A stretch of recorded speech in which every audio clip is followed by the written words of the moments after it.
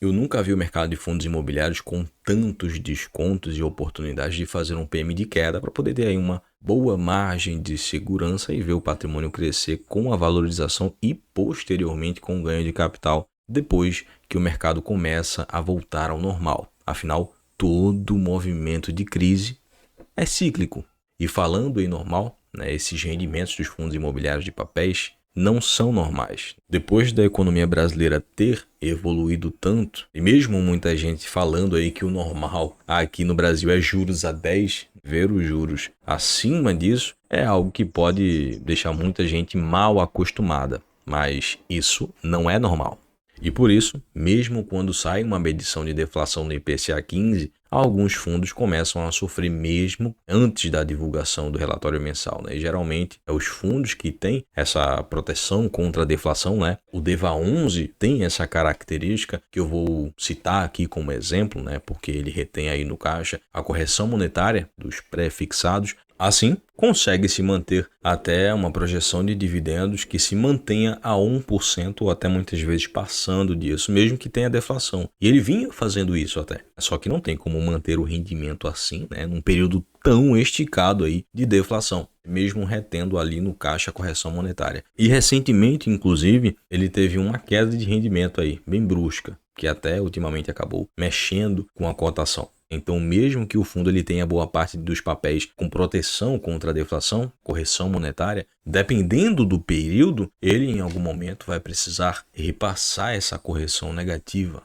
É algo que influencia diretamente a cotação, né? Isso sabendo que muitos ainda estão descontados pela precificação da desaceleração econômica pela crise. E com os juros altos, boa parte dos investidores que fazem realmente barulho na bolsa, eles acabam migrando para a renda fixa, tendo ali retornos mais atrativos. Tem deflação, que vem acontecendo também, né, de maneira bem lenta, sem falar que todo mundo já está ciente aí que em 2023 vai ser marcado aí por uma recessão global, uma ressaca por conta dessa crise inflacionária que se estendeu por muito mais tempo do que se deveria. Porque primeiro a inflação sobe, juros aumenta para poder controlar isso, a economia vai desacelerando e depois de um tempo tentando, né, segurar a inflação, porque quanto mais se aperta a política monetária, mais a economia vai se estagnando exatamente para poder conseguir desinflar o mercado. E se isso for seguido por muito mais tempo, né, por um período bem longo aí a gente tem uma recessão como ressaca, né? Nesse caso, é um fato que afeta o mundo inteiro, o que deixa as coisas ainda mais delicadas, né? Inclusive tem economistas franceses e alemães já falando que os dados mostram que a Europa já está entrando em recessão agora em dezembro. Então, todos os mercados, né, estão sofrendo com isso, não é um fato isolado apenas dos fundos imobiliários. O que a gente está observando nesse ciclo é que não só os fundos imobiliários, mas em toda a renda variável, Ibovespa negociando a um PL de 4,5, os fundos imobiliários negociando bem abaixo do valor patrimonial pela queda de rendimentos, que já era esperado, né? Como eu dei aqui o exemplo do DEVA 11, alguns tendo aí queda de patrimônio, porque tem outros fundos na carteira e isso acaba influenciando, lógico, o patrimônio do fundo, né? Pela queda das cotações. E sim, Selic, IPCA, deflação, dados econômicos em si influenciam os fundos imobiliários, principalmente os de papéis, que tem aí IPCA na carteira, e isso faz com que eles sofram com as variações negativas pela queda, né? E não se enganem, tá? CDI na carteira, uma hora vai cair também. E quem for vender um fundo com IPCA mais 7, IPCA mais 8, que se a gente for calcular, pode dar aí um rendimento equivalente ou até superior aos papéis com CDI, pode se arrepender. Eu não sei se você lembra, ou é desse tempo, mas os FIIs eram cobrados para poder ter IPCA mais na carteira, porque tem um rendimento melhor na normalidade econômica, né? Dependendo, lógico, da taxa aí de spread. E em CDI, os títulos com boas taxas, eles têm aí CDI mais 4%, CDI mais 5%, enquanto os fundos que têm IPCA na carteira, tem títulos que pagam aí uma taxa de 10%, 12%, 13%, já teve fundo que a gente viu aqui, títulos que pagam aí IPCA mais 14%, 15%, e dependendo do empreendimento e do rating, até mais.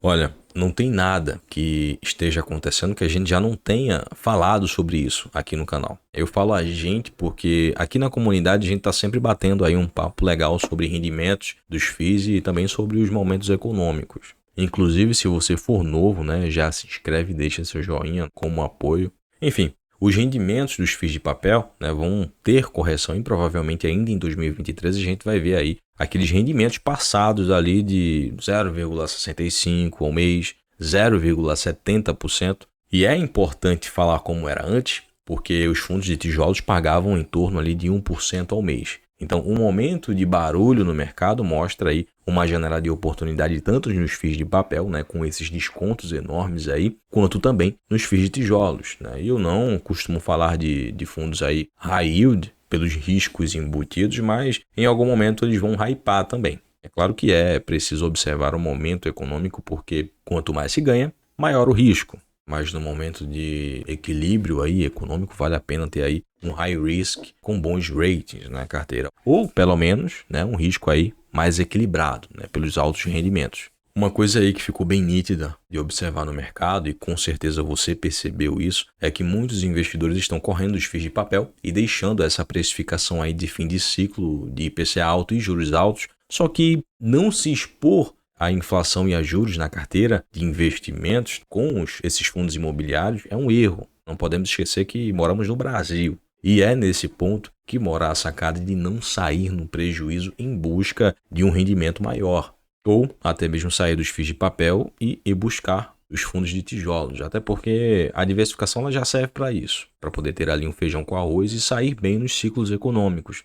Mas indo ao ponto, com o novo governo aí, tendo um histórico de estímulos, eu não me refiro a políticas sociais, algo que é necessário, né, para os mais pobres, mas a questão de abrir as porteiras para o BNDES, Banco do Brasil e Caixa, pode acontecer aí um superaquecimento posteriormente pelos estímulos no curto prazo. E sem um arcabouço fiscal e com a promessa de acabar, né, com o teto de gastos, como foi bastante dito nas campanhas, a gente pode ter ali uma volta de ciclo de alta de juros. Ou seja, a economia brasileira ela vive como uma caixinha de surpresas. E se tem pessoas que precisam de uma atenção muito maior, é quem investe em renda variável, que é influenciada positivamente ou negativamente pela inflação e juros.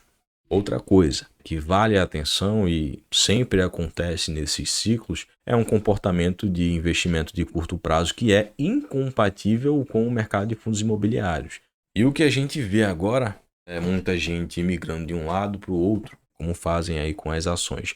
Isso é uma máquina de queimar dinheiro, né? De ficar mais pobre. Eu não vou nem mostrar comentário, mas tem gente até saindo dos FIIs para poder deixar o dinheiro no CDB, esquecendo-se do IOF extremamente abusivo. Por exemplo, a galera vende quando começa a cair, depois compra quando está subindo. Na verdade, se o ativo ele continua com os fundamentos, não precisa vender, porque com um valor atrativo dá para ir se posicionando aos poucos, né? E até ir comprando outros ativos descontados também, como é o exemplo dos fundos imobiliários de tijolos, né? O segmento de tijolos. Vai aí se posicionando aos poucos, né? Se você teve aí uma decisão precipitada, né, de ter a majoritariedade da carteira em FIIs de papel. O que não vale a pena fazer agora é sair no prejuízo vendendo numa baixa, né, e depois voltar a comprar num ciclo de alta de novo. Olha, tem que tomar cuidado com o comportamento do mercado, né? Porque agora são 2 milhões de investidores em fundos imobiliários, né? E alguns anos atrás não chegava nem a 20% disso, do que tem hoje. Tem muita gente boa pegando o jeito ainda, mas que pode focar apenas ali na rentabilidade e esquecer do ciclo econômico. E quem investe tem que lidar com ciclos, né? E saber usar isso como uma forma de crescer.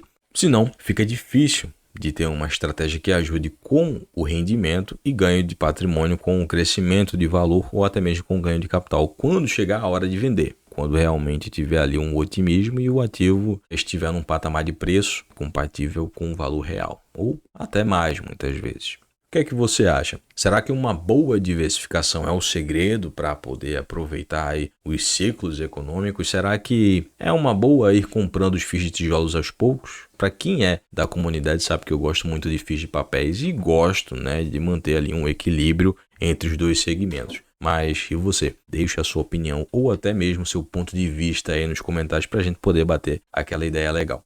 E, como sempre, a melhor planilha de investimentos, né, que eu uso também e é muito interativa, até para quem nunca teve uma, né, vai estar aí na descrição. Não sou o dono, tá? Deixo aí porque acredito que pode ajudar você a organizar as suas finanças e investimentos, né, com riqueza de detalhes, bem profissional e de maneira bem fácil. Se inscreva, ative o sino de notificações para poder ser recomendado aos próximos vídeos. E quem é da comunidade de acumuladores de patrimônio tem a moral nas sugestões e até mudanças de dinâmica aqui do canal.